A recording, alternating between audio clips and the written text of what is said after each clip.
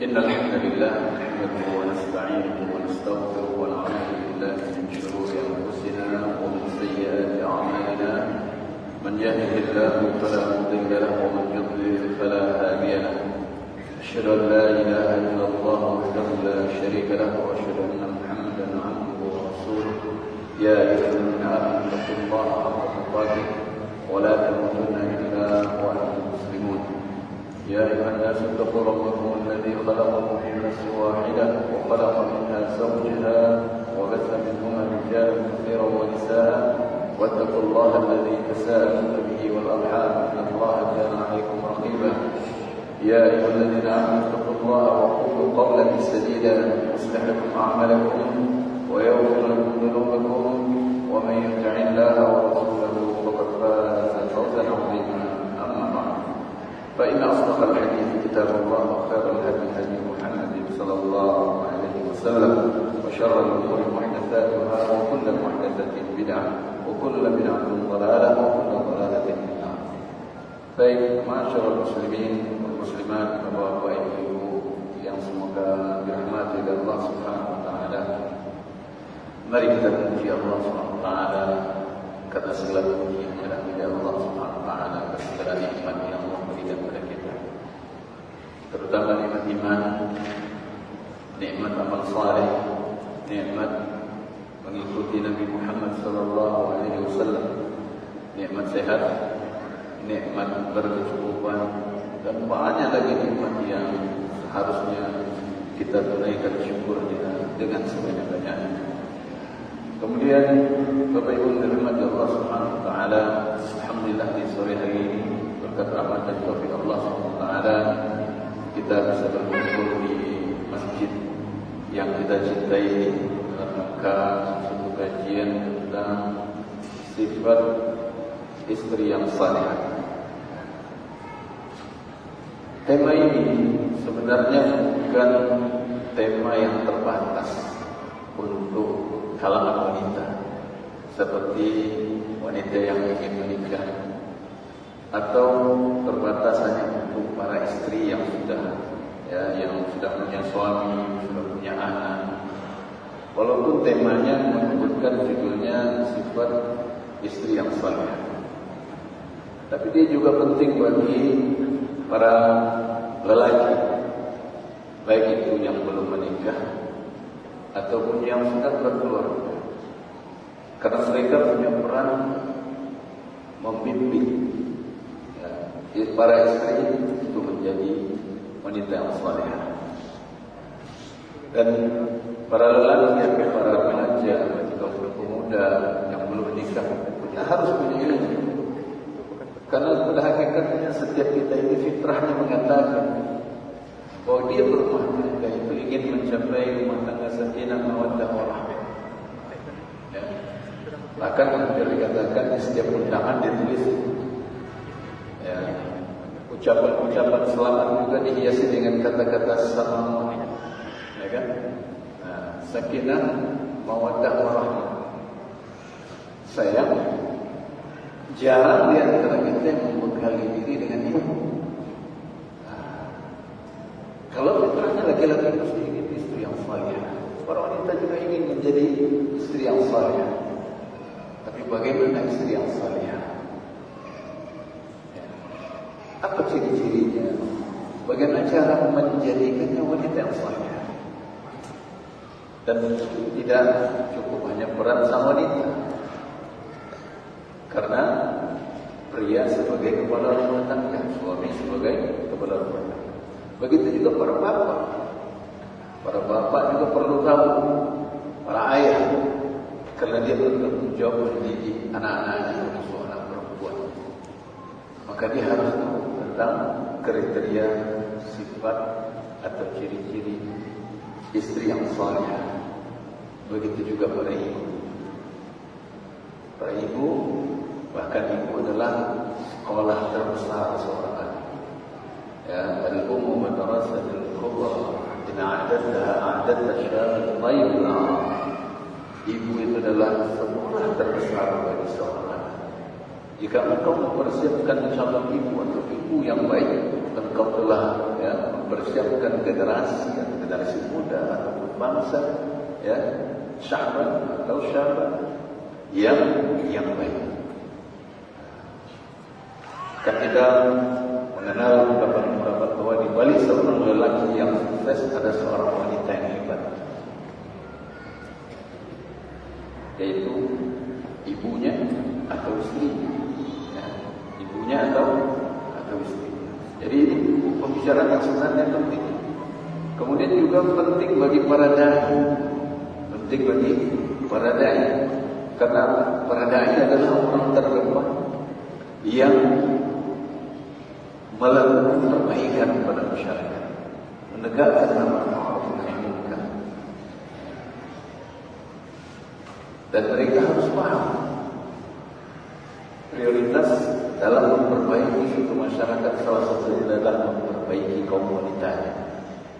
Dan ini sangat dipahami oleh musuh-musuh Islam, bahwa jika kaum wanita bisa mereka rusak, maka generasi Islam akan rusak. Karena para wanita adalah para ibu bagi suatu bangsa. Mereka yang melahirkan, mereka yang menyusui, mereka yang mengasuh, membesarkan, mendidik. Nah, kalau para wanita telah berhasil mereka rusak, maka tujuan mereka untuk menjauhkan umat dari agama ini sangat mudah mereka capai. Maka para dai harus menyadari bahwa memperbaiki kaum wanita adalah salah satu pilar memperbaiki umat. Apalagi di zaman kita seperti sekarang ini, begitu mudah kerusakan itu sampai kepada kaum wanita, dan mereka begitu mudah digoda, diraih, ya, untuk menjadi rusak tanpa sadar dengan eksploitasi keistimewaan yang Allah berikan kepada mereka, baik fisik dan segala macamnya. Nah, ini dieksploitasi oleh musuh kita. Berbeda dengan beberapa tahun yang lalu, kaum wanita itu lebih terjaga karena tidak begitu banyak sarana yang sampai kepada mereka. Apalagi kalau kita mundur 50 tahun yang lalu, 60-70 tahun yang lalu, bahkan sebagian orang-orang tua yang pernah saya temui, mereka berkata bahwa dahulu yang ke pasar yang belanja itu berapa?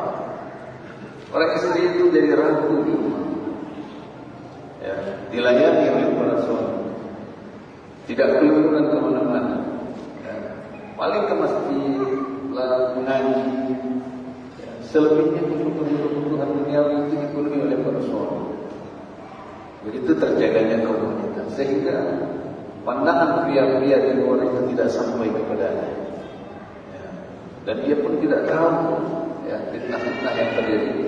Berbeda dengan zaman kita, di rumah kita, di kamar kita, ya, fitnah itu sampai. Bahkan seorang wanita bisa memfitnah laki-laki sedunia dengan tetap di kamarnya. Adanya sarana-sarana teknologi yang memudahkan dia menampakkan fitnah-fitnahnya. Alhamdulillah, ya. Baik.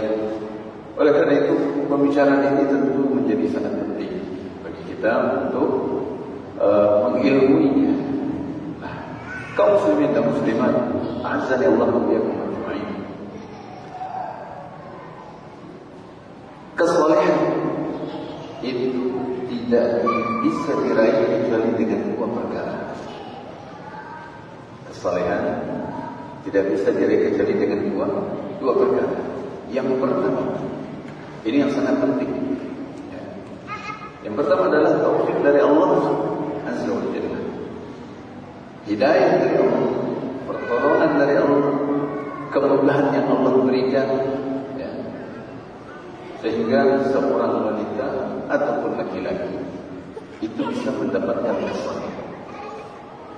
Maka ini perlu doa kita, ya, agar Allah memberikan taufik kepada kita. Di antara doa yang dikabulkan itu adalah doa orang tua, agar anak-anaknya, terutama anak perempuan yang menjadi wanita yang salihah, agar Allah memberikan taufik kepada anak-anaknya. Karena Allah yang sebenarnya memberikan hidayah. Allah lah yang memberi hidayah kepada siapa yang Allah kehendaki. Allah yang memberikan taufik kepada siapa yang Allah kehendaki. Semuanya berada di tangan Allah Subhanahu wa taala. Maka seorang ulama bisa jadi juga anaknya tidak mendapatkan hidayah karena tidak mendapatkan taufik. Perlu kita meminta kepada Allah Subhanahu wa taala agar memberikan taufik kepada setiap wanita muslimah untuk menjadi wanita yang salihah. Begitu juga kaum laki-laki. Allah Subhanahu wa taala berfirman dalam surah Al-Kahfi ayat 15, "Man yahdihillahu fa huwal muhtadi, wa man yudlil falan tajid lahu waliyyan mursyida." Siapa yang Allah beri petunjuk, dialah orang yang mendapat petunjuk. Ini adalah hidayah taufik. Dan siapa yang Allah biarkan dia tersesat, maka kau tidak akan mendapatkan seorang penolong pun yang bisa membimbingnya. Maka intinya kita meminta kepada Allah Subhanahu wa taala agar diberi hidayah. Kesalehan berasal dari Allah Subhanahu wa taala. Kami mintalah kepada Allah Subhanahu wa taala. Kemudian perkara yang kedua yang harus kita lakukan adalah berusaha mencurahkan segala kemampuan, segala potensi, ya, segala kekuatan untuk mencapai kesalehan. Nah, ini tentu dengan apa? Dengan beriman, dengan berilmu. Berilmu bagaimana caranya? Belajar. Di antaranya dengan bermajelis seperti ini. Karena tidak mungkin kita tahu kesalehan kalau kita tidak berilmu. Dan bagaimana kita akan menjadi saleh atau salihah kalau kita tidak tahu mana yang saleh dan salih. Apalagi di zaman sekarang semua serba diputarbalikkan oleh orang-orang yang tidak ingin kebenaran ini tegak. Sekarang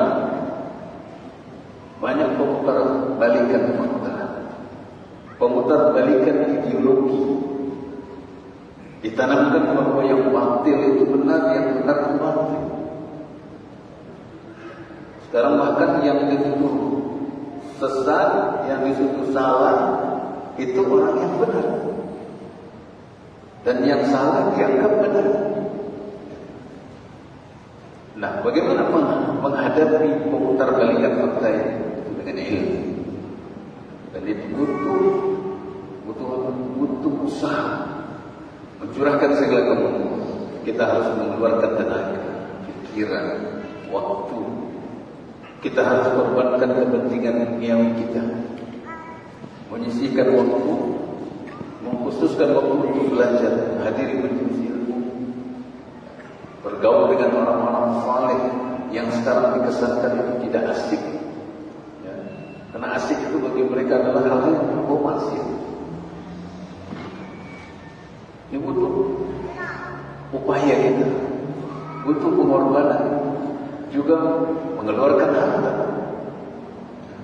Karena ilmu itu juga butuh pengorbanan harta. Maka kita harus menempuh jalannya. Nah, ini dua perkara yang sangat penting untuk meraih kesalehan, yaitu taufik dari Allah SWT, kemudian usaha manusia untuk menempuh jalan menuju kesalehan itu dengan berbagai bentuk dan upaya.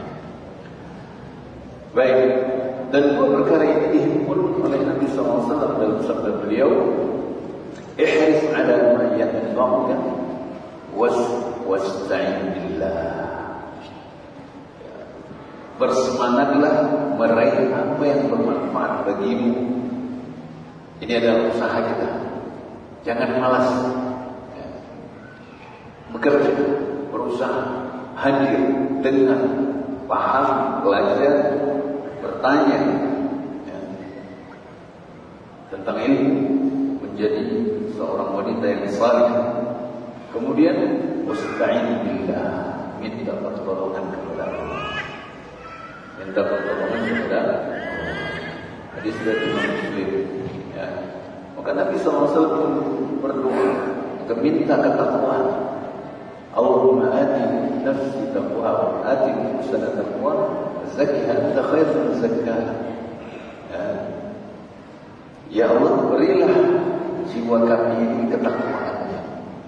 Jadi minta, ya, jadi isti'anah kita, minta pertolongan kepada Allah agar diberi ketakwaan. Dan sucikanlah jiwa kamu. Engkaulah sebaik-baik yang mensucikan. Anta waliyuha wa maulaha. Engkaulah penolongnya dan penyelamatnya. Kalau walinya dan penolongnya. Ini menggabungkan dua perkara ini.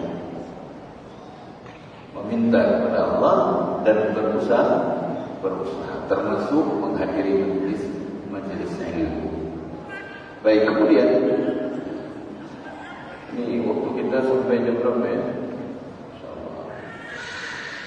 Intinya kita ringkas saja ya. Sumber kesalehan itu ya adalah ya Al-Quran dan Sunnah. Al-Quran dan Sunnah Sallallahu Alaihi Wasallam. Maka seorang wanita yang ingin salihah ataupun kaum muslimin, bapak-bapak ingin saleh, sumbernya itu Al-Quran dan Sunnah. Tapi ada satu catatan dalam khusus kaum wanita ya, dalam Al-Quran itu ada satu surat An-Nisa ya, yang seharusnya membuat gembira wanita muslimah. Tapi sebagian wanita muslimah tidak gembira dengan isinya. Lalu bagaimana akan menjadi wanita yang salihah? Ya, bagaimana akan menjadi wanita yang salihah? Kalau surat yang memuliakan mereka saja tidak mereka sukai sebagian isi. Ya, seperti pembagian waris. Padahal itu sumber kesalehan. Sudah ya. Jadi betul-betul harus totalitas. Nah, Al-Quran adalah sumber kesalehan. Begitu juga Sunnah Nabi Sallallahu Alaihi Wasallam. Baik. Kita masuk pada sifat wanita yang salihah. Ya. Yang pertama itu terdapat dalam surat An-Nisa ayat 34. Surat An-Nisa ayat 34. Allah Ta'ala berfirman, "Fas-salihatu qanitatun hafizatun lil-ghaibi bima hafizallah." Maka wanita-wanita yang salihah adalah wanita-wanita yang tunduk dan menjaga secara baik dengan penjagaan yang Allah berikan kepada mereka. Nah, dalam ayat ini terdapat dua sifat wanita salihah yang berkaitan, pertama berkaitan dengan hak Allah Subhanahu wa Ta'ala. Kemudian berkaitan dengan hak suaminya. Allah sebutkan bahwa wanita-wanita yang salihah di sini adalah qanitat. Qanitat adalah wanita yang taat, yang tunduk kepada Allah SWT, yang senantiasa melakukan ketaatan kepada Allah, menjaga ibadahnya kepada Allah, menjaga salatnya, puasanya, senantiasa komit dengan ketaatan ini. Dan ini celah bagi wanita ada dalam masalah ini. Contohnya libur saat perhalangan libur sholat. Sebagian wanita ada yang melalaikan kewajiban sholatnya setelah suci. Mereka malah kadang minta tambah bonus. Nah, ini berasal dari tidak komitmen terhadap ketaatan Wanita yang salihah dia sangat hati-hati terhadap Allah Subhanahu wa taala. Jadi kewajiban para suami mengingatnya, ya. Jangan cuma ingat haknya saja, istrinya sudah suci dia cuma ingat tidak dapat jatah ini. Tapi dia lupa mengingatkan Allah Subhanahu wa taala. Ya. Kewajiban suami mengingatkan para istri. Karena di lapangan banyak sekali kasus setelah wanita-wanita muslimah mengaji baru ingat, ya Allah, setelah waktu dahulu belum ngaji, sering melalaikan solat setelah suci, ya, kadang-kadang malas 1-2 solat terlewat, ya, karena asik selama dalam halangan itu libur. Ingat ini hak Allah Subhanahu wa taala. Wanita salihah qanitat, itu tunduk kepada Allah, taat kepada Allah, menunaikan perintah-perintah Allah. Dia punya perhatian besar terhadap Allah Subhanahu wa taala. Dia punya perhatian besar terhadap kewajiban agama. Dan tidak menganggap enteng. Tidak menganggap enteng. Menganggap enteng inilah sumber wanita yang melalaikan hak Allah Subhanahu wa taala. Nantilah, aduh, 1 kali lagi nih, ya, libur sekali lagi. Ini kalau dibiasakan, sulit seorang wanita menjadi wanita saleh. Sehingga perintah itu dia akan lihat. Kalau datang perintah Allah itu enak kayaknya dia kerjakan. Kalau dia tidak kerjakan, kenapa? Dia tidak punya komitmen, tidak punya sikap istiqamah, tidak punya iltizam, ya, kekuatan untuk terus memegangnya. Jadi yang pertama, jadi berkaitan dengan hak Allah Subhanahu wa taala. Dalam satu kata saja, qanitat. Jadi sudah mencakup semua hak Allah Subhanahu wa taala. Ya. Kemudian yang kedua, ketaatan atau sifat wanita saleh berkaitan dengan hak suaminya, yaitu pada firman Allah, hafizatun lil ghaibi bima hafizallah. Yaitu seorang wanita yang senantiasa menjaga hak suaminya. Menjaga hak suaminya dalam keadaan suaminya tidak ada. Kalau seorang wanita mampu menjaga hak suami saat suami tidak ada di rumah, maka dia akan lebih mudah menjaga hak suami saat suami di rumah. Jangan dipahami sebaliknya, berarti jaga hak suami hanya waktu suami tidak ada. Pas ada enggak dijaga, bukan itu maksudnya. Ya. Saat suami tidak ada, dia mampu menjaga, dia komit menjaga hak suaminya. Apalagi saat suaminya ada, dia akan lebih mudah lagi untuk menjaga hak suaminya. Ya. Dijelaskan di sini, wakadzalika ada. Demikian juga ketika suaminya hadir. Ya. Seorang wanita yang salihah menjaga hak suami berkaitan dengan harta suami, berkaitan dengan urusan ranjangnya suami, rahasia-rahasia mereka di sana. Ya. Juga menjaga hak suami, juga menjaga kewajiban-kewajiban suami. Maka seorang wanita akan mengingatkan suaminya untuk menunaikan kewajibannya. Karena itu salah satu bentuk dia ingin suaminya selamat. Dia ingin suaminya tidak lalai dari menunaikan kewajibannya. Nah, kalau seorang wanita tidak mampu menjaga hak suaminya saat suaminya ada, apalagi saat suaminya tidak ada. Dan potensi ini sangat besar. Kaum muslimin dan muslimat rahimahumullah. Potensi wanita sekarang tidak menjaga hak suami. Ya. Baik itu dalam keadaan suami hadir, apalagi suami tidak hadir, itu sangat besar.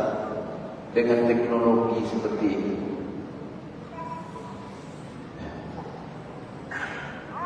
Kalau sudah masuk grup reuni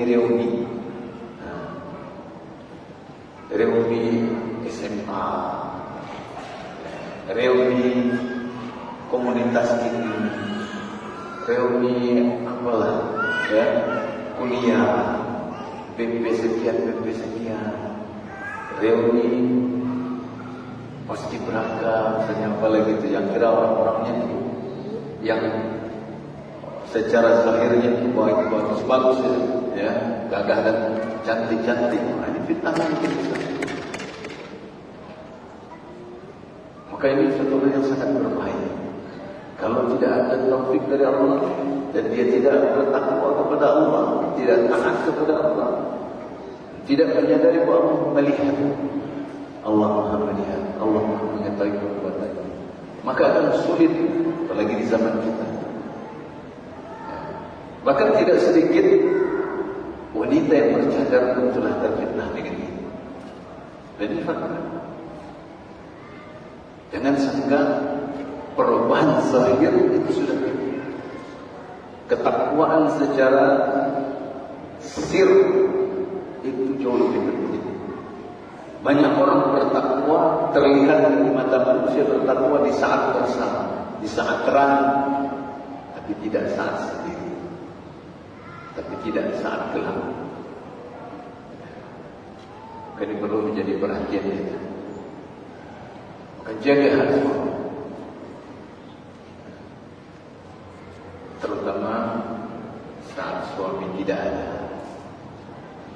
Kalau seorang wanita mampu menjaga hak suami saat suami tidak ada, maka dia lebih mudah lagi untuk menunaikan hak suami saat suaminya ada. Baik. Kemudian Nabi sallallahu alaihi wasallam bersabda, yang mana sabda beliau ini menghimpun dua sifat ini. Hak menghimpun penunaian hak Allah dan hak suami. Hadis yang sangat terkenal, ya. Sebagaimana diriwayatkan oleh Imam Ibnu Hibban dalam sahihnya dari hadis Abu Hurairah, Nabi SAW bersabda, "Idza shallatil mar'atu khamsaha wa shalat shahraha wa hassanat farjaha," dalam riwayat lain wa hafizat farjaha, wa ata'at ba'laha, dakhalat min ayyi abwabil jannati syaa. Jika seorang wanita itu menunaikan salat di waktunya, kemudian berpuasa bulan Ramadan, ini hak Allah Subhanahu. Wa hassanat farjaha, dia menjaga kemaluannya, ini hak suaminya. Ya. Wa ata'at ba'daha, dan mentaati suaminya. Mentaati suaminya. Maka dia pasti akan masuk surga dari pintu surga mana saja yang dia inginkan. Dari pintu surga mana saja yang dia inginkan. Maka seorang wanita salihah menghimpun dua ketaatan. Jangan sampai timpang. Karena ada yang timpang. Dia taat kepada Allah Azza wa Jalla, tapi dia selalu memakan kepada suami. Dia tidak menunaikan hak suami. Bagi dia yang penting ibadah dia kepada Allah Azza wa Jalla. Ini kurang, tidak tepat pemahaman seperti ini. Atau dia menjaga hak suaminya tapi tidak taat kepada Allah Azza wa Jalla. Atau wanita yang baik kepada suaminya, ya, tapi dia tidak menjaga salatnya, tidak menjaga puasanya, tidak menjaga dirinya. Tapi secara pelayanan hak suami dia bersyukur. Maka keduanya harus dipenuhi, menunaikan hak Allah dan menunaikan hak suami. Begitu besarnya pahala yang mentaati suami. Setelah mentaati Allah Azza wa Jalla, sampai seorang wanita yang begini sifatnya bebas masuk surga dari pintu mana saja, dari 8 pintu surga. Bebas masuk surga dari pintu mana saja. Jadi keutamaan sangat besar. Mudah teorinya, tapi tidak mudah bagi orang yang tidak mendapatkan taufik dari Allah Azza wa Jalla. Maka mintalah taufik kepada Allah Subhanahu wa ta'ala. Baik, kemudian kita ringkas saja karena materinya cukup banyak sebenarnya. Waktu kita ternyata tidak banyak. Di antara sifat istri yang salih adalah selalu waspada dari syaitan yang terkutuk. Selalu waspada dari syaitan yang terkutuk. Karena setan itu dia punya kepentingan dalam kehidupan dunia ini, yaitu adalah merusak agama seseorang, merusak akhlak, merusak muamalah, merusak pergaulan, merusak persaudaraan, merusak segala apa saja yang baik. Itu tujuan setan. Ya. Oleh karena itu iblis mengutus tentaranya setiap hari, ya, pasukannya untuk menunaikan tugas merusak anak Adam, merusak manusia. Ya. Dan yang paling besar kerusakan itu adalah merusak rumah tangga. Dan pintu yang paling mudah dimasuki itu oleh iblis, oleh setan adalah melalui para wanita. Melalui para wanita. Perhatikan hadis Nabi sallallahu alaihi wasallam dalam Sahih Muslim ini. Inna iblis yad'u 'arsyahu 'ala al-ma', thumma yab'athu saraya. Sungguhnya iblis meletakkan singgasananya di atas air. Kemudian dia mengutus pasukannya untuk merusak, sebarkan kerusakan kepada manusia. Dan yang paling dekat kedudukannya, pasukannya yang paling dekat atau yang paling dicintai oleh iblis, yang paling dekat kedudukannya kepadanya adalah yang paling besar fitnahnya, yang paling besar merusak manusia, yang paling besar, yang paling dekat kepada iblis. Lalu datang seseorang dari pasukannya mengatakan, aku melakukan begini dan begitu. Kata iblis, itu belum apa-apa, kamu belum buat apa-apa. Lalu datang lagi pasukan yang lain, dia berkata, ya, tidak aku biarkan dia sampai aku memisahkan antara dia dan istrinya. Maka oleh iblis, pasukan yang berhasil memisahkan suami istri ini didekatkan menjadi pasukannya yang paling bagus, paling berhasil. Ya, paling berhasil. Lalu iblis berkata, nikmat anta, bagus kamu, hebat. Lihat Bapak Ibu yang dirahmati Allah SWT, terutama kaum wanita, betapa besar kerusakan yang timbul akibat perceraian. Rusak suami, rusak sang istri, rusak anak-anak. Kita dahulu dikenalkan dengan istilah broken home. Anak ini anak broken home. Kemudian berapa banyak keburukan yang muncul akibat anak-anak yang kehilangan kasih sayang orang tua akibat perceraian itu. Ada yang terlibat narkoba, ada yang terlibat ini, terlibat itu, ada yang kurang pendidikan, ada yang menjadi pengacau di masyarakat. Kalau punya anak keturunan berpengusaha, banyak sekali, sangat besar. Kalau setan itu menjerumuskan orang untuk berbuat satu maksiat, kadang kerusakannya terbatas. Tapi kalau satu keluarga yang dirusaknya, maka kerusakan ini bisa terus berlangsung dan menyebar terus. Lihat, kalau kita lihat sekarang bagaimana keadaan masyarakat itu, bagaimana bangsa kita. Kerusakan terbesar terjadi pada bangsa adalah kalau keluarga sudah rusak. Dan itu diusahakan musuh kita sekarang. Ayah, ibu, anak sudah tidak lagi menyatu dalam satu institusi yang mulia keluarga. Ayah bekerja hanya seperti hanya untuk mencukupi kebutuhan materi, selebihnya tidak. Ibu juga begitu, anak juga hidup sendiri-sendiri. Kerusakan luar biasa. Kalau keluarga sudah rusak, ini bangsa tadi. Makanya dia didekatkan oleh iblis, ya, pasukannya atau utusannya yang berhasil memisahkan dua suami istri. Maka ini perlu menjadi catatan berharga bagi para wanita, terutama berkaitan dengan gampang-gampang meminta cerai. Saya ingatkan dengan beberapa hadis Nabi Sallallahu Alaihi Wasallam, ya, yaitu sabda Nabi Sallallahu Alaihi Wasallam dalam Sunan Abi Dawud, "Ayyuma imra'atin sa'alat zawjaha talaqan fi ghairi ma ba'sin fa haramun 'alayha raihatul jannah." Ini cuma meminta saja bisa terhalang dari masuk surga. Jadi sabda Nabi Muhammad sallallahu alaihi wasallam, siapa wanita yang meminta talak kepada suaminya tanpa sebab yang benar, tanpa satu masalah, artinya tanpa sebab yang dibenarkan dalam syariat,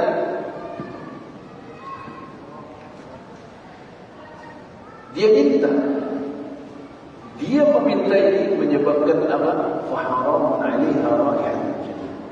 Haram atasnya wangi surga. Kalau wangi surga saja tak dapat, surganya apa lagi? Dan ini dilakukan, bahkan sudah haji juga sudah banyak terjadi. Begini, cara yang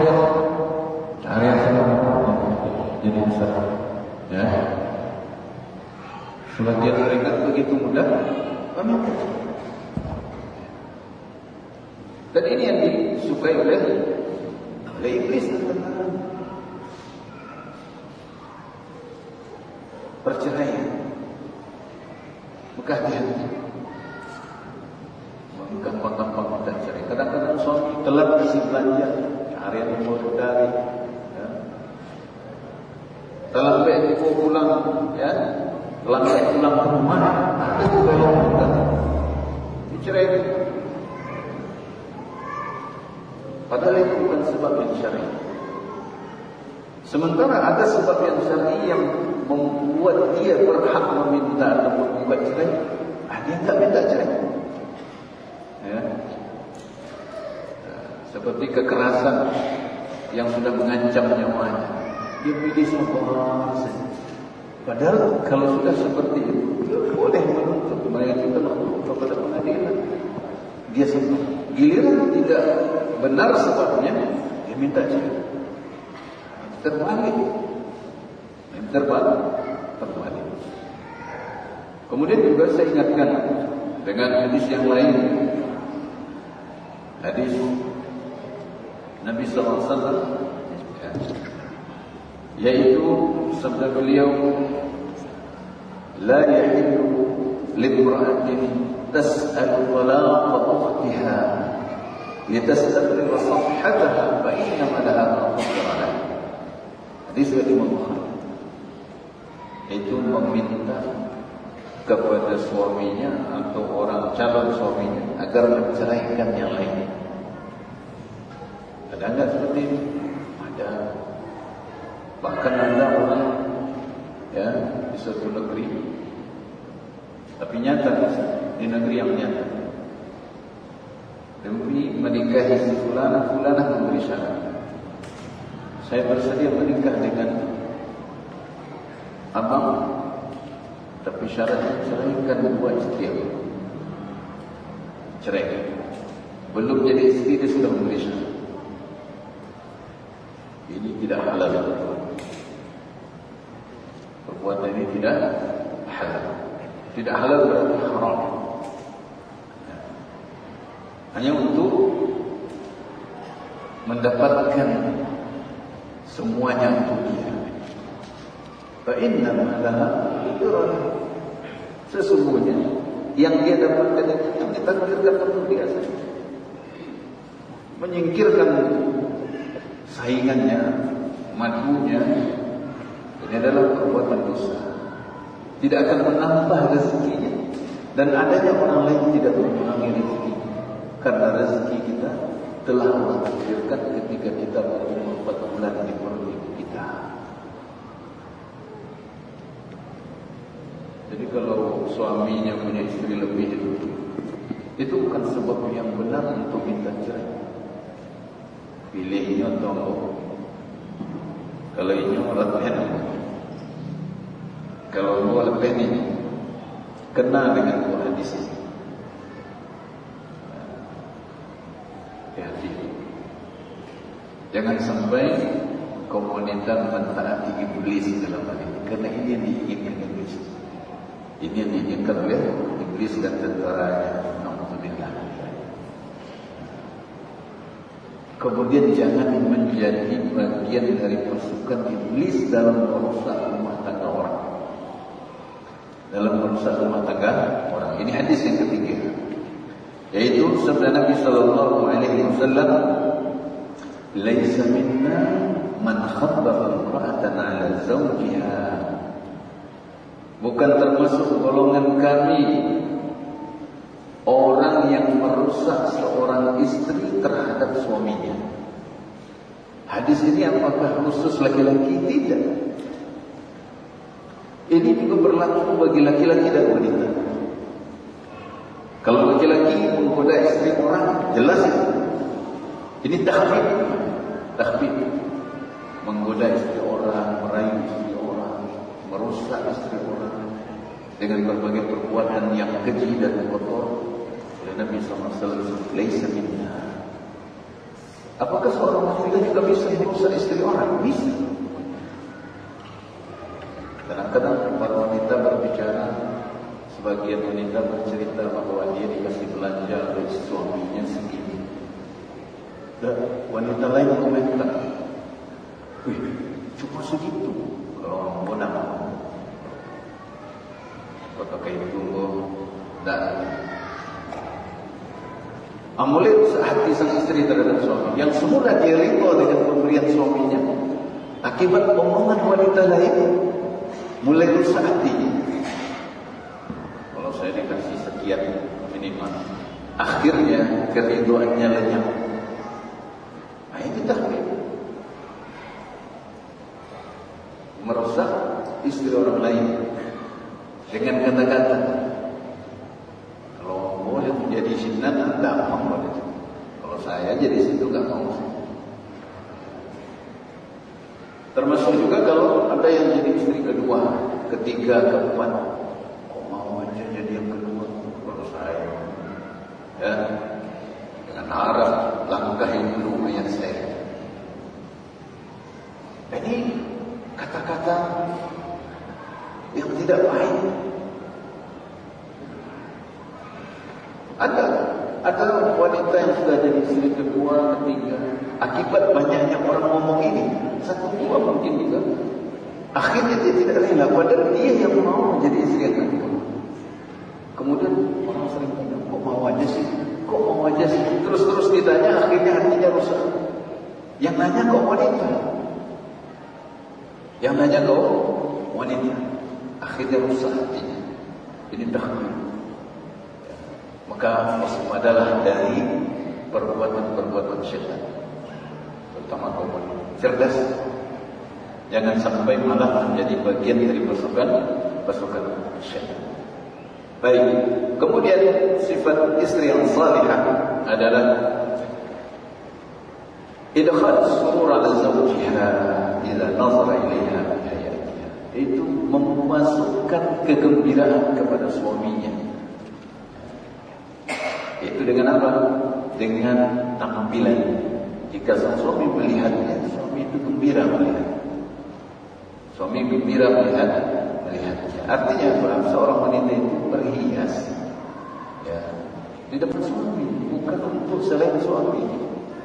Dan alangkah banyak wanita sekarang beli paket skincare, glowing series, itu bukan untuk suami rupanya. Di rumah, ya, bau naso, ya.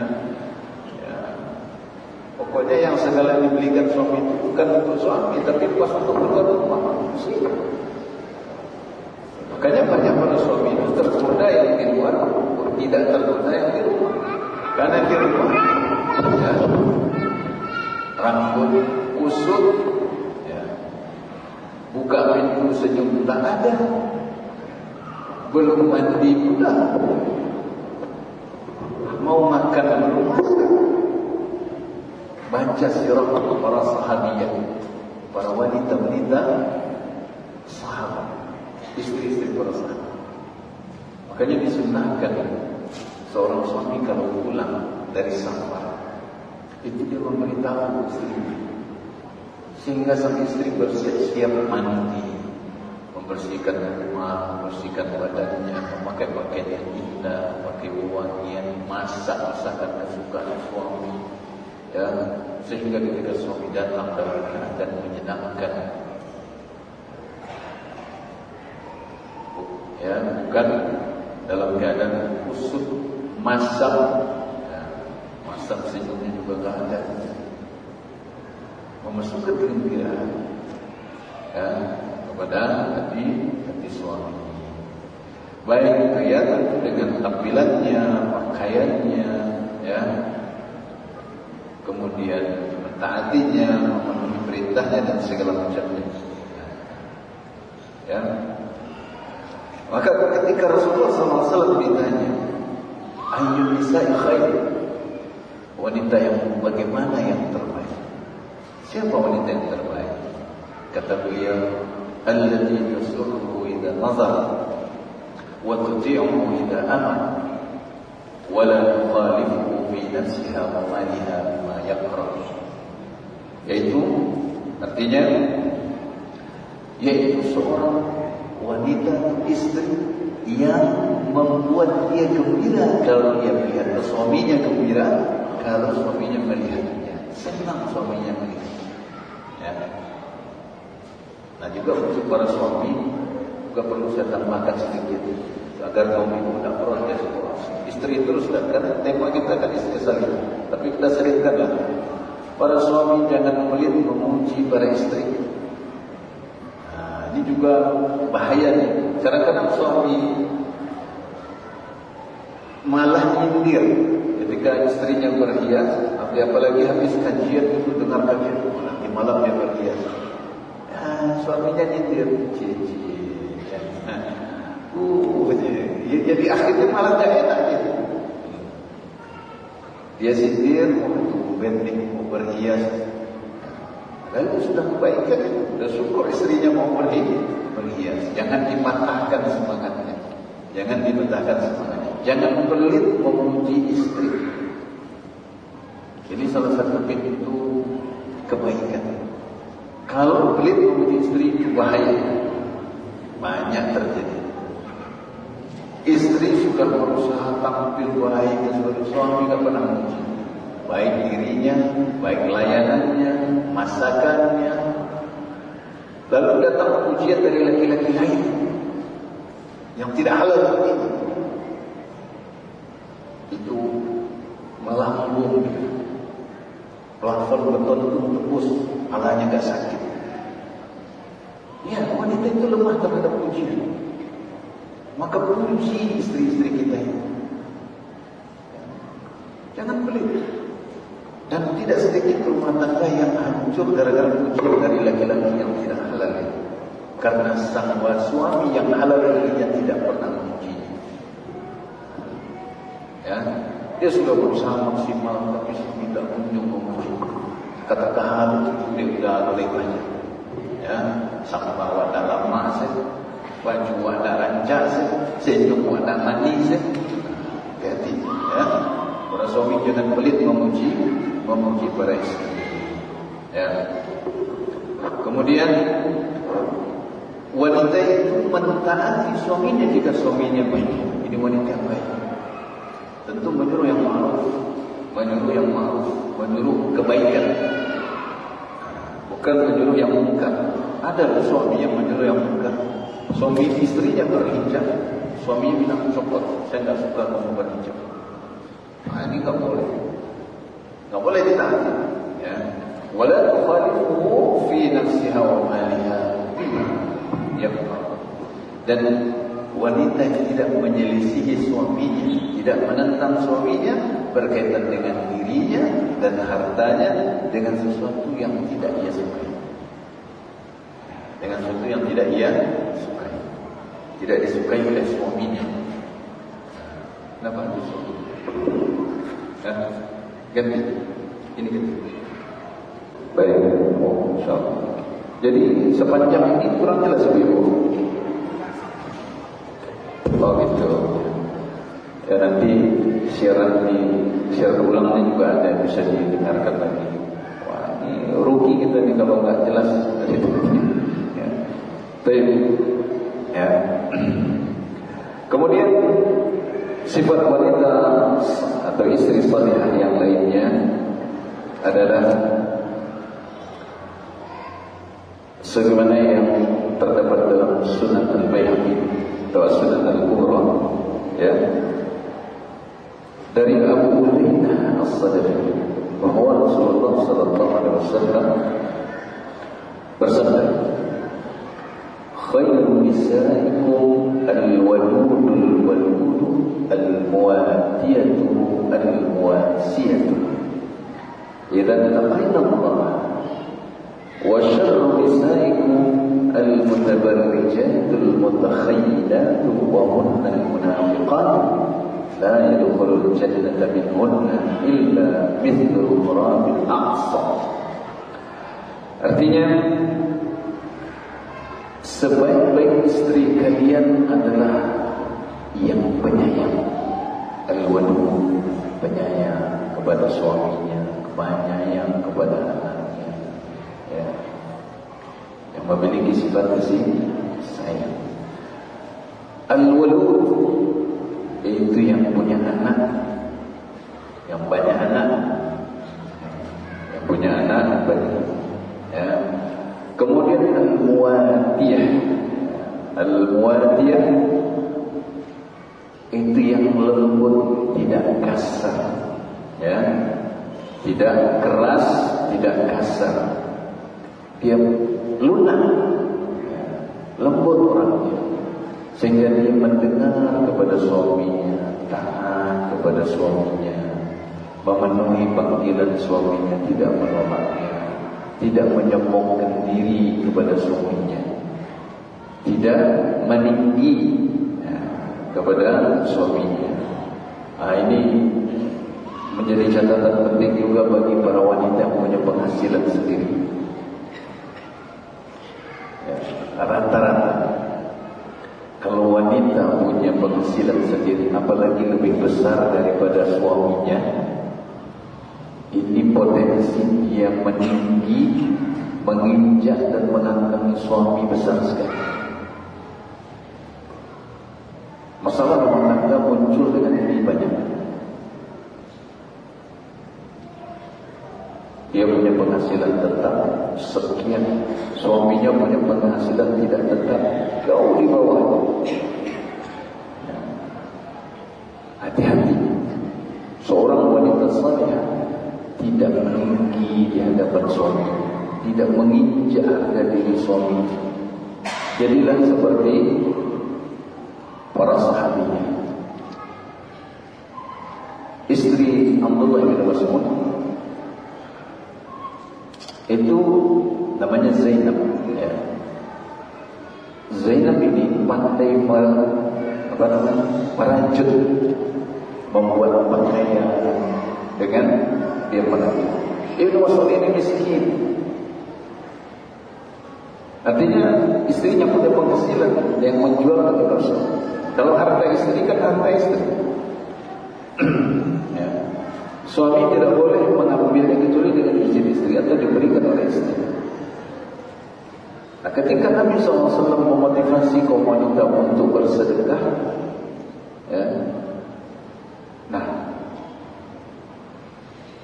Zainab ini ingin bersedekah. Kemudian Abdullah bin Mas'ud mengatakan, ya, bahwa sedekah paling afdal itu kepada yang dekat, termasuk kepada suami. Karena Abdullah ini miskin, dia bekerja, tapi ya begitu rezeki. Sebagaimana banyak para suami ya banting tulang yang 8 karet, ya, tapi kadang rasa kinan dibawa pulang itu segintir.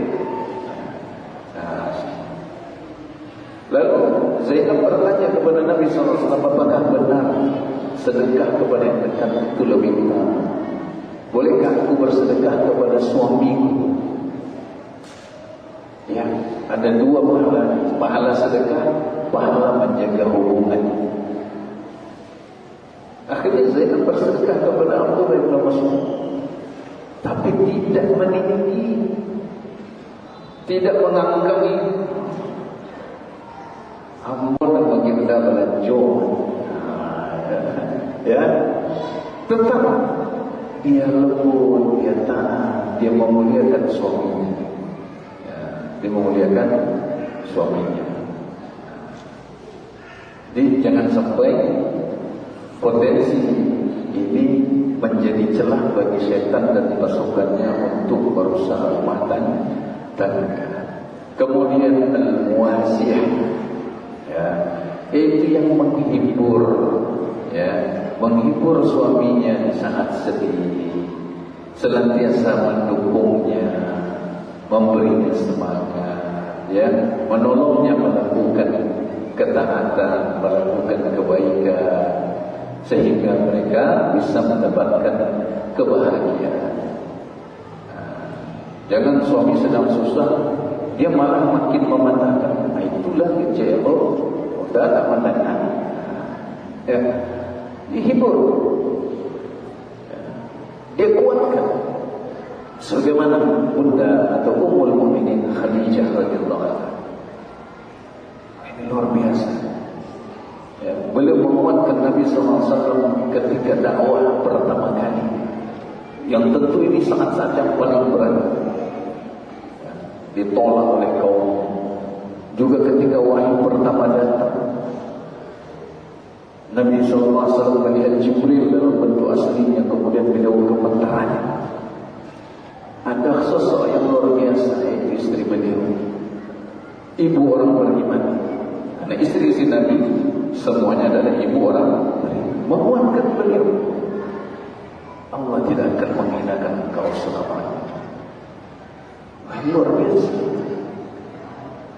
Menguatkan beliau dengan hartanya, ya, habis hartanya untuk menegakkan agama Allah Subhanahu wa ta'ala. Kemudian Nabi melanjutkan, idza taqaynallah, jika mereka bertakwa kepada Allah. Nah, ini tetap menghimpun apa? Taat kepada Allah dan taat kepada suami.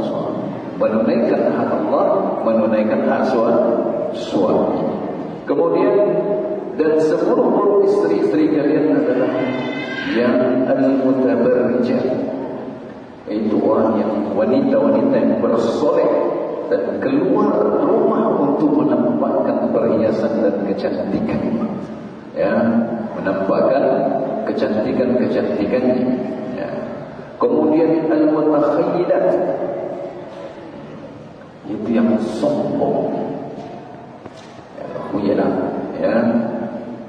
Nah, antara berhias dengan sombong itu ada hubungan erat. Wanita kalau udah dipuji, dia cantik, dia berhias, dia pasti ingin meninggi. Dia pasti ingin meninggi, melambung dengan kelebihan-kelebihannya itu. Maka dia akan bersikap sombong. Maka sulit biasanya memberinya nasihat, karena sombong itu membuat seorang menolak kebenaran. Karena inti sombong itu dua, menolak kebenaran, meremehkan manusia. Baik, kemudian kata Nabi SAW, wa hunnal munafiqun, dan mereka itulah wanita-wanita munafik. Tidak masuk surga dari mereka kecuali seperti burung gagak yang punya putih di tubuhnya. Al-Murad al-Aqsam itu adalah burung gagak yang ada putih di tubuhnya, padahal burung gagak itu hitam. Sangat langka ada burung gagak yang memiliki warna putih di tubuhnya, baik di kepalanya ataupun di kakinya, ya.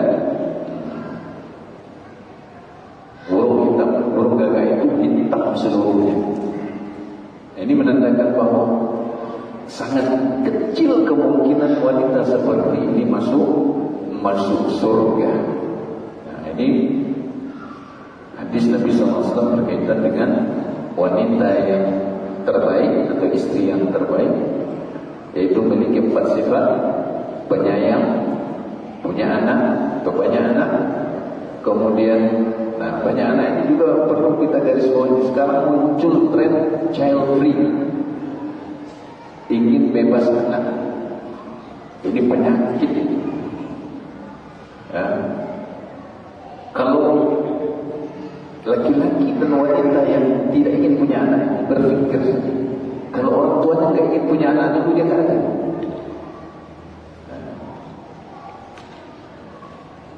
Ya, wanita yang baik itu wanita yang banyak anak, ya, yang penyayang. Saya punya guru dulu,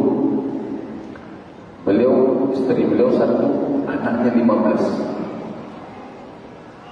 Pekerjaan beliau cuma menjahit kain kasur, tapi anaknya sampai kuliah. Mengherankan memang. Beberapa orang sarjana, hidup semua sehat-sehat, badan juga ya cukup subur, ya tidak kurus-kurus. Kalau dilihat dari apa yang beliau kerjakan, maksudnya cuma menjahit kain kasur, gimana bisa menafkahi 15? Istrinya jarang terlihat keluar rumah, ya, insyaallah rumah itu nyaman. Baik. Kemudian apa? Wati lunak patuh. Ya. Tunduk kepada suaminya dan muasiyah, itu selalu mendukung suaminya, menghibur suaminya dalam keadaan susah dan segala macamnya. Baik. Gimana? Tanya jawab. Ya, ini masih banyak insyaallah. Tapi intinya sudah disampaikan, ya. Kata panitia ada tanya jawab. Ini mungkin pertanyaannya aja. Apa? Oh baik. Baik, jadi sebelum masuk sesi tanya jawab, kita berikan kesimpulan secara umum bahwa tema wanita salihah ini bukan terbatas hanya untuk kaum wanita, baik yang sudah menikah maupun yang akan menikah. Tapi ini tema juga penting bagi para ayah, para ibu, para pemuda yang akan menikah, para suami yang sudah menikah, bahkan para dai. Karena mereka harus menyadari bahwa pintu kerusakan umat ini salah satunya adalah rusaknya kaum wanita. Yang ini diincar oleh musuh-musuh kita. Mereka berusaha menarik wanita keluar dari relnya agar muncul kerusakan. Kemudian kesalehan itu didapatkan dengan 2 perkara. Pertama, taufik dari Allah Azza wa Jalla, maka banyak berdoa agar diberi kesalehan, ya, diberi kekuatan. Dan ini hidayah itu taufik, tidak ada yang bisa mengusahakan itu. Yang bisa hanya Allah Subhanahu wa taala memberi ini. Kemudian usaha dari manusia itu sendiri untuk menempuh jalan menuju kesalehan. Dan jalan paling utama itu adalah ilmu. Dan ilmu itu dengan belajar. Dan belajar yang paling utama itu adalah menghadiri majelis langsung, baik itu di pondok pesantren atau di lembaga pendidikan, belajar berguru langsung dengan guru atau dengan majelis-majelis ilmu seperti ini. Ya. Baik, kemudian sifat pertama wanita salihah itu adalah berkaitan dengan ketaatan kepada Allah dan ketaatan kepada suami. Ini terhimpun dalam firman Allah, "Fas-salihatu qanitatun hafizatun lil-ghaibi bima hafizallah." Ayat 34 surat An-Nisa. Ya. Ini kemudian beberapa sifat yang sudah kita sebutkan tadi. Semoga ini menjadi ringkasan bagi kita tentang sifat-sifat utama wanita salihah. Jadi antara hak Allah Subhanahu wa taala dan hak suami itu tidak boleh ada yang bolong. Ada yang taat kepada Allah, puasa, sholat, tetapi hak suami diabaikan. Ini belum masuk wanita salihah. Ada yang baik kepada suaminya tapi tidak taat kepada Rabbnya, kepada Allah SWT. Ini juga bukan sifat wanita salihah. Wanita salihah menghimpun dua ketaatan, ketaatan kepada Allah dan ketaatan kepada suami. Ketaatan kepada Allah itu mencakup ketaatan kepada Nabi Muhammad sallallahu alaihi wasallam. Bahkan wanita yang menjaga Allah, menjaga hak suaminya, dia mentaati suaminya, dia mentaati Allah, dikatakan kepadanya, udkhuli min ayyi abwabil jannati syi'ti, masuklah kau ke dalam surga dari pintu surga mana saja kau inginkan. Dan hati-hati terhadap tipu daya syaitan. Jangan sampai kaum wanita menjadi pintu kehancuran rumah tangga, karena syaitan sangat menjadikan rusaknya rumah tangga sebagai prestasi tertinggi dari pasukannya yang merusak manusia. Jangan sampai seorang wanita menjadi perusak rumah tangga orang. Jangan sampai seorang wanita meminta talak kepada suami tanpa sebab yang benar. Dan jangan sampai seorang wanita meminta agar suaminya mentara orang lain atau calon suaminya mentara istrinya yang lain hanya untuk mengangkangi kekayaan suaminya sendirian. Ya, nah ini mungkin kesimpulannya. Kata panitia ada tanya jawab. Ya, kalau ada pertanyaannya melalui HP panitia, tidak ada pertanyaan langsung. Ya. Nah ini ketentuan panitia. Apa sudah ada? Masya Allah, ini sudah ada pertanyaan. Banyak. Ini pertanyaan, Masya Allah.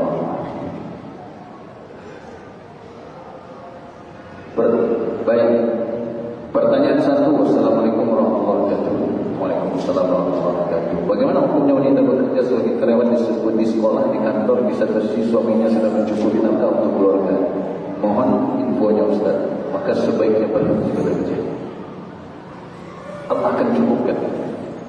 Kalau sudah cukup saja, apa lagi? Ya. Karena fitrahnya wanita itu tidak bekerja. Mencari nafkah itu tugas kita. Maka laki-laki dalam bahasa Arab itu disebut rajulun, dari kaki, karena jono berjalan mencari rezeki. Maka orang-orang tua kita dulu menyebut istri itu orang rumah. Dalam hadis juga disebut rabbatul bait, ya, ratu rumah tangga. Makanya kalau wanita di rumah tidak disebut pengangguran, karena semuanya di pekerjaan di luar sudah ada dalam rumah. Bersih-bersih, menjadi guru, menjadi pendidik. Nah, apa saja tuh, laundry ada di dalam, resto ada di sana, akuntansi ada di sana, manajemen interior, tata ruang, di sana semua. Seluruh pekerjaan ada di rumah. Jangan takut rezeki. Kalau boleh saya bercerita, ada dua orang dokter dan suami istri, dua-duanya dokter. Kemudian sang istri pensiun muda, karena sudah mendengar kajian bahwa tugas dia itu adalah di rumah. Ketika akan pensiun, suaminya ragu, nanti gimana? Karena selama ini mereka berdua bekerja, tidak cukup penghasilan untuk biaya hidup. Bayangkan, tidak cukup. Nabi sang istri yakin, akhirnya pensiun muda. Ternyata kemudian rezeki datang melalui suaminya. Yang dahulu tidak cukup, sekarang hanya suami yang bekerja. Ternyata malah berlebih sampai bisa umroh 5 kali. Sebelumnya tidak cukup. Ketemu sama saya itu umroh yang kelima. VIP boleh, bintang 5 kita. Yang punya lagi tanggung ini apa? Jangan ragu, jangan takut rezeki. Pertanyaan yang kedua. Bismillah Ustaz, apa yang harus anda lakukan ketika niat dan usaha anak untuk patuh pada suami banyak sekali ujian? Dulu tidak begitu Ustaz. Kadang ada rasa takut bersikap terhadap beliau dan kadang kepikiran terus sendiri Ustaz. Begitu besar keinginan untuk jadi perempuan yang baik. Mohon penjelasannya Ustaz. Ada yang kurang dari pertanyaan ini, yaitu apa halangannya? Apa yang menjadi penghalang sehingga untuk patuh kepada suami menjadi sulit, sehingga saya tidak bisa menjawab pertanyaannya. Solusi yang paling mudah, minta taufik kepada Allah SWT. Dan yang jarang dilakukan oleh para suami ataupun para istri, mendoakan kebaikan untuk suami atau para istri. Terus terang, banyak suami dan juga banyak istri yang sering mengeluhkan kekurangan suami atau istri, tapi jarang mendoakan kebaikan. Coba tanya diri kita masing-masing, berapa kali sehari kita mengeluhkan kekurangan suami kita? Begitu juga para suami, berapa kali mengeluhkan kekurangan istri kita?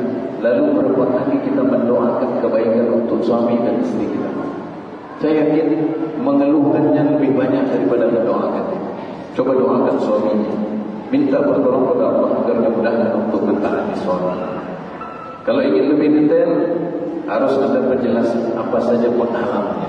Karena saya tidak bisa menjawab kalau tidak ada sebab menjadi penghalangnya. Pertanyaan yang ketiga. Assalamualaikum warahmatullahi wabarakatuh. Jika seorang istri bersemangat untuk sholat berjamaah ke masjid, tetapi suami tidak mengizinkan setiap kali istri hendak ke masjid, bagaimana sikap istri seharusnya?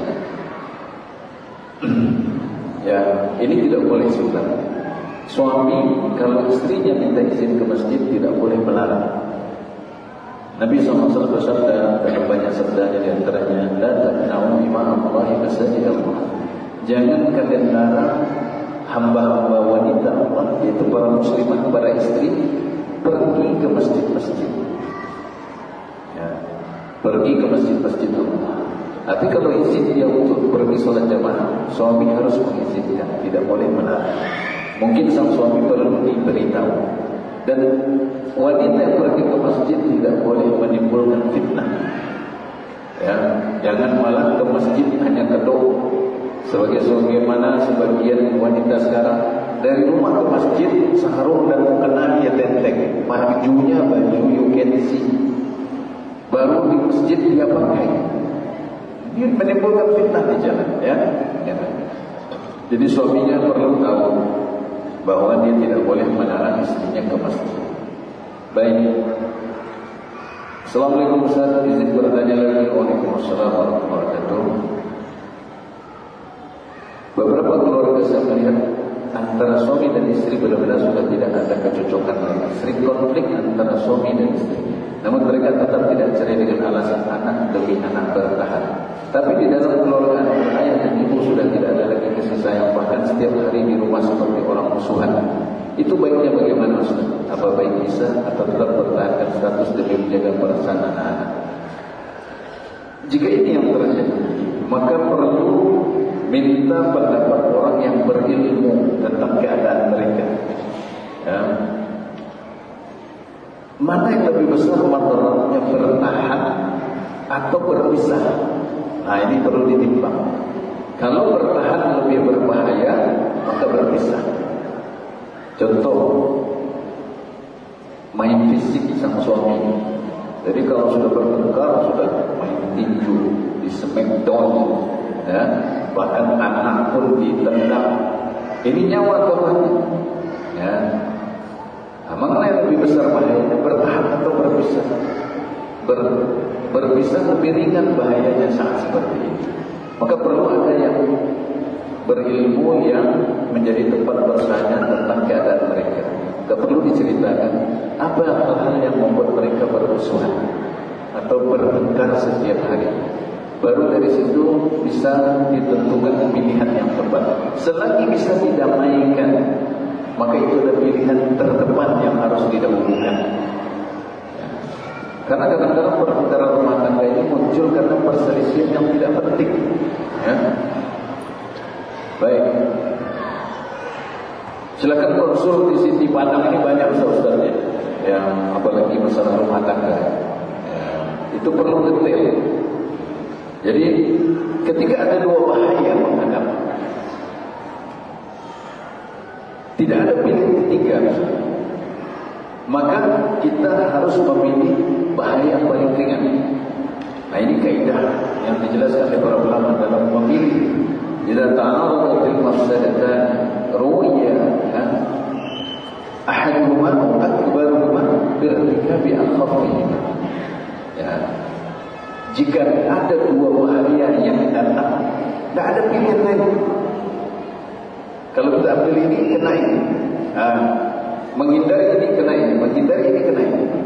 Maka dihindari yang paling besar bahayanya dengan mengambil yang paling ringan bahayanya. Dengan mengambil yang paling ringan bahaya. Baik. Kemudian yang kelima. Assalamualaikum warahmatullahi wabarakatuh. Saya seorang istri dengan dua anak. Saya dengan suami sedang diuji oleh Allah dengan ekonomi. Suami saya di PHK. Amalan apa yang harus kami jalani sudah tidak pernah memudahkan segala sesuatu dosa. Karena kami merasa di jalan buntu. Apakah ini karena dosa-dosa kami, Ustaz? Mohon nasihatnya. Baik, Waalaikumsalam warahmatullahi wabarakatuh. Pertama, perbanyak istighfar. Perbanyak istighfar. Istighfar itu ya amalan yang salah satu keutamaannya Allah beri mereka yang beristighfar dan zikir. Baca surat Nuh ayat 10, 11 dan 12. Qul astaghfiru rabbakum innahu kana ghaffara yursilis samaa'a 'alaykum midrara wa yumdidukum bi amwalin wa banin wa yaj'al lakum jannatin wa yaj'al lakum anhara. Maka aku berkata beristighfarlah kepada Rabb kalian, sesungguhnya Dia Maha Pengampun. Kalau kalian beristighfar, memohon ampun, Allah kirimkan hujan yang lebat bermanfaat untuk kalian. Dan Allah beri kalian harta dan anak-anak. Istighfar. Makanya Imam Hasan Al-Basri ya, ketika didatangi oleh tiga orang yang berbeda pada waktu yang terpisah, jawabannya sama. Wahai Imam, ya, hujan dah turun, ladang kering. Beliau istighfar. Datang orang lain, wahai Imam, sudah lama menikah, tak punya anak, ya, istighfar. Wahai Imam, harta susah sekali, kehidupan berat. Kata beliau istighfar. Murid beliau bertanya, kenapa jawaban kau sama dengan tiga pertanyaan? Beliau kata, firman Allah ini ayat 10 sampai 12 surat Nuh. Kemudian doa, yaitu doa yang mudah ini. Allahumma kfini bihalalika an haramika wa aghnini bifadlika amman siwa. Ini termasuk juga untuk memudahkan kita melunasi hutang. Allahumma kfini bihalalika an haramika, ya Allah, cukupkanlah aku dengan yang halalmu sehingga tidak butuh yang kau haramkan. Wa aghnini bifadlika amman siwa, dan cukupkanlah aku, kayakanlah aku dengan karuniamu sehingga tidak membutuhkan selainmu. Doa ini perbanyak. Ini doa Nabi Sallallahu Alaihi Wasallam. Kemudian perbaiki hubungan dengan orang-orang karib kerabat kita. Baik, kemudian mana panitia? Waktunya masih ada. Ada 10 menit lagi ya.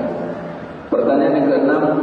Bismillah, Ustaz, ada bertanya, jika ada perempuan menjalin komunikasi dengan suaminya, tapi suami menganggap itu hal biasa, tapi menurut anak itu bukan hal syar'i, apakah boleh anda membuka peperangan dengan wanita tersebut? Anda umum dia, anda bilang dengan tegas atau tidak mengumum suami anda lagi, atau anda biarkan saja?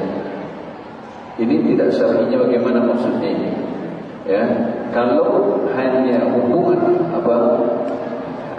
ketawa ketiwi yang tidak ada pentingnya, ya, maka ingatkan suami dahulu, ya, ingatkan suami dahulu. Kemudian nasihati, jangan langsung perang, ya, jangan langsung perang, maksudnya nasihat. Kemudian ingatkan juga suami, kalau itu hanya pembicaraan yang tidak perlu, ya, maka hati-hati terhadap apa ini. Ya, ingatkan suami untuk bertakwa kepada Allah, dan ingatkan wanita itu untuk bertakwa kepada Allah Subhanahu wa taala. Kemudian kalau pembicaraan itu sekedar pembicaraan biasa yang tidak diperlukan, menimbulkan fitnah, akan diblokir. Dua, memberi anak nasihat adat di tempat kerja, karena anak wanita bekerja. Kadang sudah banyak membaca dan dengar juga, tapi mungkin kita ada contoh-contoh kebaikan dan keburukan tempat kerja. Ya, sebenarnya ini panjang kalau dibahas ini. Dan kita sudah maklum bagaimana kejadian-kejadian di tempat kerja akibat bercampur baurnya laki-laki dan wanita. Maka jawabannya, kalau rezeki sudah cukup atau kalaupun belum cukup, tawakal kepada Allah. Seperti jawaban pertanyaan pertama, kembalilah ke rumah. Ya. Syekh Sulaiman Ar-Rahimi dalam ucapannya mengatakan, "Idza sakanatil mar'atul baita, sakanal baitu." Jika seorang istri itu tinggal di rumah, maka rumah menjadi damai, sakinah. Ya. Baik, kemudian insyaallah yang ketujuh, Assalamualaikum warahmatullahi wabarakatuh. Saya mau bertanya, saya seorang istri yang sudah resign bekerja dan awal tahun ini suami saya resign juga dari tempat kerjanya. Sekarang aktivitas suami saya mengojek yang masih tidak cukup untuk sehari-hari. Menurut saya harus mengadu kepada mertua saya atau orang tua saya untuk bantu memenuhi kebutuhan rumah tangga. Boleh kepada orang tua, Waalaikumsalam warahmatullahi wabarakatuh. Boleh kepada orang tua, ya sementara, tapi jangan lupa tadi istighfar dan doa. Dan jangan bertengkar dengan suami.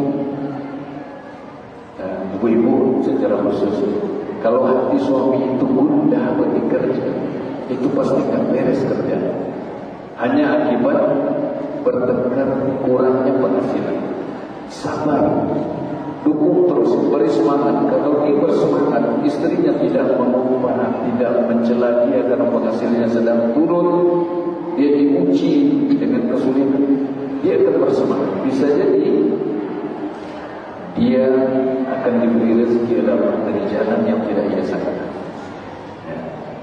Ini bukan saatnya kita bercerita panjang, tapi yakin ya, karena itu fakta. Ya. Kemudian habis. InsyaAllah ada 8, 9, 10 ya. Nanti insyaAllah dilanjutkan suatu saat kapan-kapan. Mohon maaf atas segala kekurangan. Baik, nanti panitia jawab. Ya, demikian. Mohon maaf atas segala kekurangan. Semoga Allah mengampuni dosa kita dan memudahkan kita untuk membina rumah tangga yang bahagia dunia dan akhirat. Karena sesungguhnya kaum muslimin, rumah tangga mereka itu bisa berlanjut di akhirat kelak. Ya. Sekali lagi terima kasih kepada pengurus masjid dan juga panitia yang telah mengadakan kegiatan ini. Semoga bermanfaat dunia dan akhirat. Barakallahu wa lakum.